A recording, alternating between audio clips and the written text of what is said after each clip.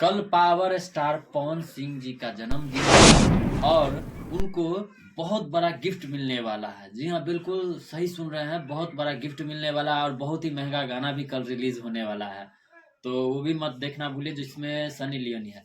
और उसके बाद बात करते हैं गिफ्ट की, जो क्या गिफ्ट मिलने वाला है। तो उनकी जो पत्नी थी, दूसरी पत्नी ज्योति सिंह, वो बहुत बड़ा गिफ्ट देने वाली है।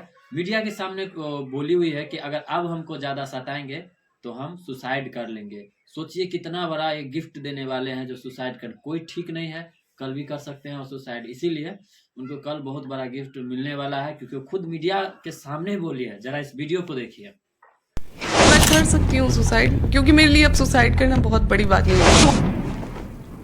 वीडियो आपने देख लिया, तो कैसे वो मीडिया के सामने बयान दे रही है।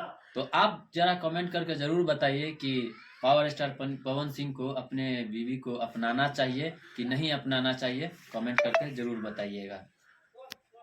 वैसे तो दोस्तों मेरा राय यही है कि पावर स्टार पवन सिंह को अपने बीवी को अपना लेना चाहिए और खुशहाल जीवन बिताना चाहिए। इन छोटे मोटे झंझटों में नहीं फंसना चाहिए।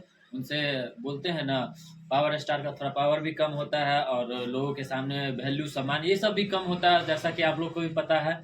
तो इसीलिए अपने वाइफ को अपना लेना चाहिए और खुशहाल जीवन बिताना चाहिए, आगे के बारे में सोचना चाहिए।